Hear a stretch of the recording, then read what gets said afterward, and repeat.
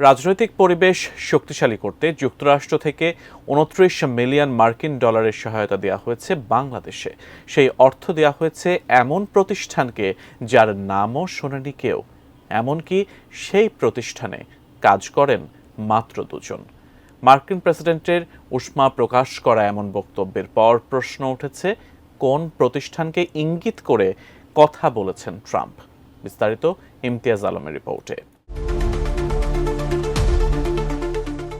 দ্বিতীয় মেয়াদে প্রেসিডেন্ট হয়ে Donald Trump department of government efficiency বা ডিওজিই নামে যে নতুন দপ্তর খুলেছেন, সেই দপ্তর গত ১৬ ফেব্রুয়ারি জানায় বাংলাদেশে রাজনৈতিক প্রকল্পের জন্য যুক্তরাষ্ট্রের আন্তর্জাতিক উন্নয়ন সংস্থা ইউএসএআইডি ২৯ মিলিয়ন সহায়তা দেয়। তবে কাদের বা কোন সংস্থার জন্য এই সহায়তা দেওয়ার কথা ছিল তা জানানো হয়নি। শুধু বাংলাদেশের রাজনৈতিক পরিবেশ শক্তিশালীকরণের জন্য এই অর্থ বরাদ্দ দেওয়ার কথা উল্লেখ করা হয়েছে।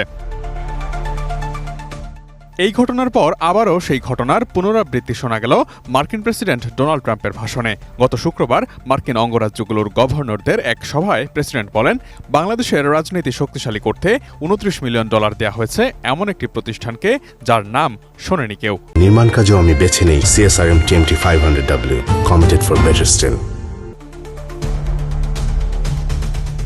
সেই তহবিল কারা পেলেন সে প্রসঙ্গ তুলে ট্রাম্প বলেন, ওই প্রতিষ্ঠানে মাত্র ২ জন লোক কাজ করে। আমি মনে করি তারা খুব খুশি, কারণ তারা খুব ধনী হয়ে গেছে। খুব বড় প্রতারক হিসেবে তারা শিগগিরই কোনো নামিদামি বিজনেস ম্যাগাজিনের প্রচ্ছদে জায়গা পাবেন বলেও হাস্যরসে মন্তব্য করেন ট্রাম্প প্রশ্ন রেখে বলেছেন, তিনি কেন বাংলাদেশ ও অন্যান্য দেশের পরিস্থিতি নিয়ে মাথা ঘামাবেন।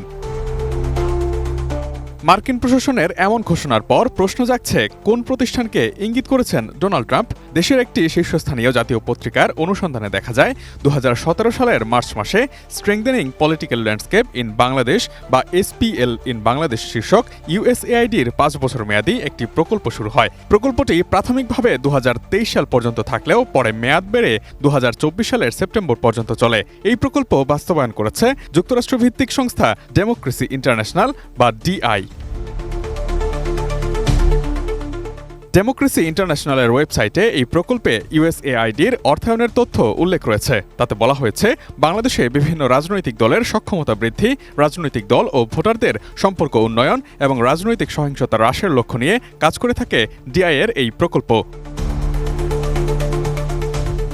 গণমাধ্যমটির অনুসন্ধানে আরও জানা যায়, DI এই প্রকল্প বাস্তবায়নকারী সংস্থা হলেও ইউএসএআইডির বাংলাদেশের political process adviser Lubain Chowdhury Masum এই প্রকল্পের ম্যানেজারের দায়িত্বে রয়েছেন।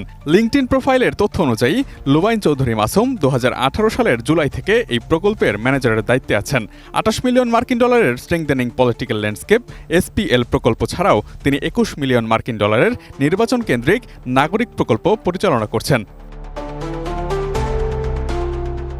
গত বছরের ২ ডিসেম্বর ওয়াশিংটন ডিসিতে NDI সদর দপ্তর পরিদর্শনের পর লুবাইন চৌধুরী মাসুম লিঙ্কডইন পোস্টে ইউএসএআইডির ২ কোটি ১০ লাখ ডলারের তহবিল প্রতিশ্রুতির তথ্য নিশ্চিত করেন। ৩ বছর মেয়াদী ইউএসএআইডির এই নাগরিক প্রকল্প বাস্তবায়নের কাজ করছে international foundation for electoral systems IFES।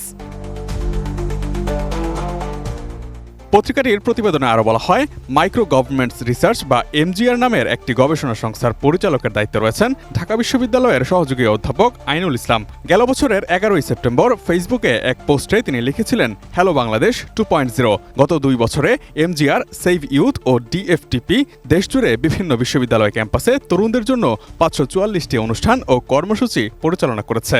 এসব কর্মসূচি বাস্তবায়ন নাগরিক প্রোগ্রামের আওতায় international foundation for electoral system বা IFES এবং ইউএসএআইডির বাংলাদেশের উদার সমর্থন ও অংশীদারিত্বেই সম্ভব হয়েছে। আইনুল ইসলাম IFES এর সিনিয়র কনসালটেন্টেরও দায়িত্বে রয়েছেন। অবশ্য এক ফেসবুক পোস্টে strengthening political landscape in Bangladesh SPL কর্মসূচির সাথে MGR কিংবা DFTP কিংবা সেইভের কোনো সম্পর্ক নেই বলে জানিয়েছেন আইনুল ইসলাম। তবে ট্রাম্পের ইঙ্গিত করা সেই অর্থ ঠিক কোন প্রতিষ্ঠান পেয়েছে তার উত্তর তদন্ত সাপেক্ষ। Imtiaz Alam, desk report, ATN news.